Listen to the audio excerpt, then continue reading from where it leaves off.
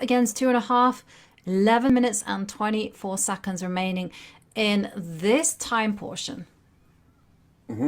And we see Wenjun opening up with 1d4 again, and this time Polina switches it up with the Nimzo Indian defense.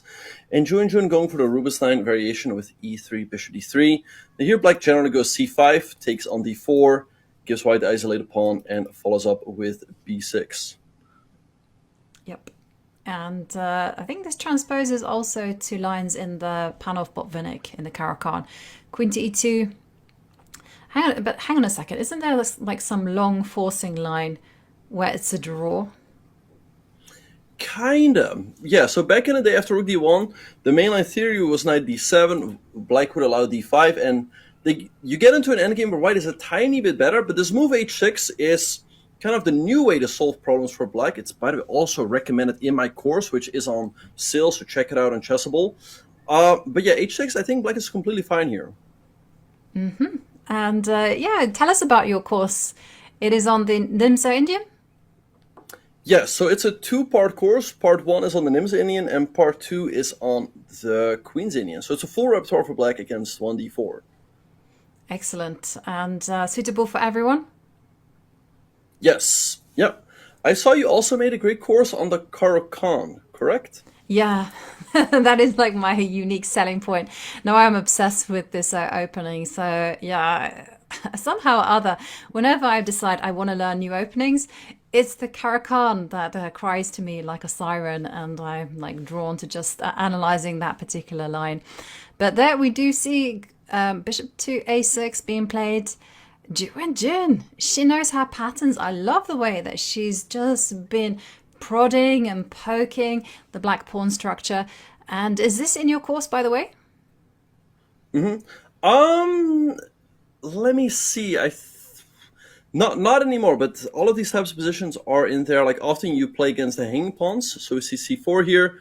I feel like black should be doing pretty fine. Black has the slightly better pawn structure, as black has 2 pawn islands, white has 3. White's not worse though, because white has a lot of activity in the center, also the bishop. So let's see how both players will navigate this position. Yep, and some nice stuff done by Wenjun, c4 and d4 controlling the squares. I find that when you have this pawn structure with the white pieces, what's really important is not to rush with any pawn advances. In fact, just enjoy the extra space you have, and just, threaten play on the queen side, threaten play on the king side. And one way that you can just move around on the queen side is you can go a4, a5. And then try to make the pawn on c4 a protected pass pawn. Right, so we see queen b7 by Polina. All right, I guess she's aiming to go knight c6 to a5 to target the pawn on a4. So often an idea here for white is to move the queen out of the way, then go a4, a5, get rid of their isolated pawn and give black an isolated pawn on b6. But with the knight jumping to c6 and a5, it might not be that easy to do so. Yep, it's probably not easy, but on the other hand, the queen is on b7. So one thing that I have seen a lot of strong players do is that they've gone rook to d3. Bob's your uncle, you have checkmate. All right, yeah. So, yeah, we'll see if Wenjun will go for a similar plan. She goes queen e2. I don't know. To me, it seems like her moves are slightly indecisive. And, okay, we see knight e7 by Polina. Nice move, aiming to go knight f5, put some pressure on the bishop and the pawn on d4. Overall, I like these positions for black, as you have some clear targets to play against. And it feels like the onus is on white to do something active. I completely agree with you here. And wasn't that a big fan of this queen to b2, queen to e2. I would have much rather gone rook to d3 and played in direct fashion.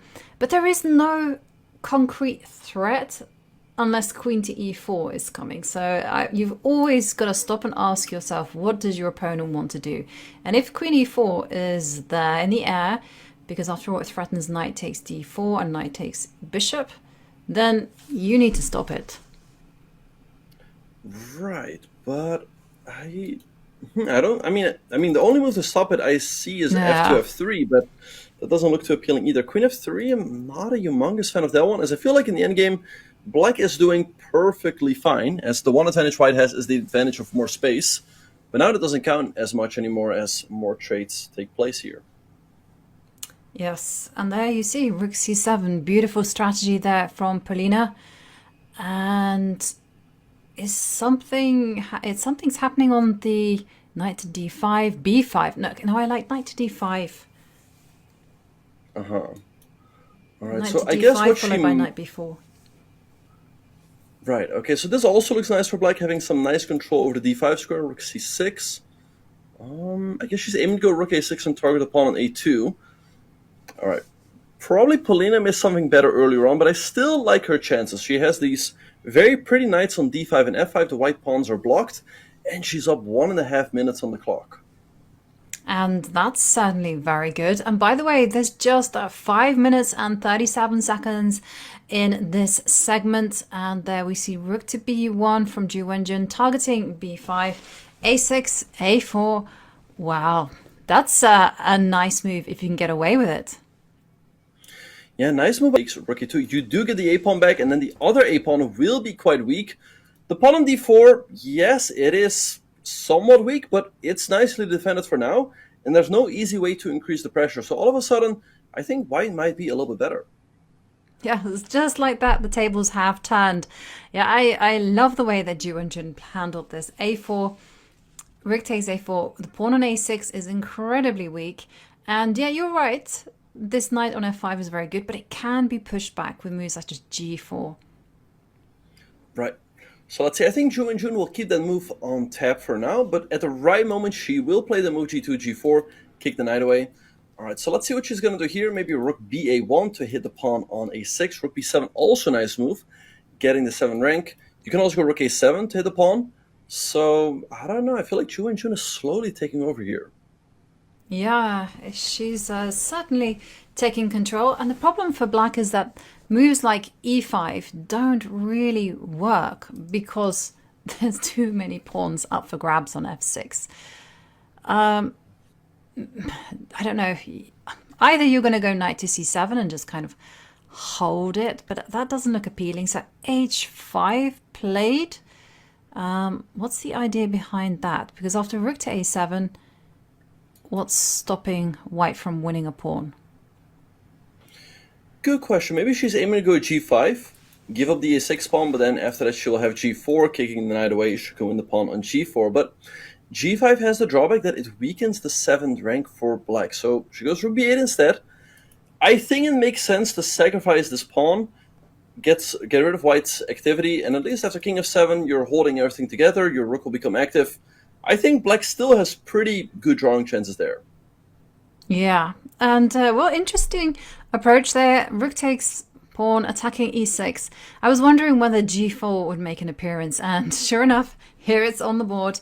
And now, where to hide all the pieces? Because you kind of want to put them on anchored square. You'd love the bishop to be on e3.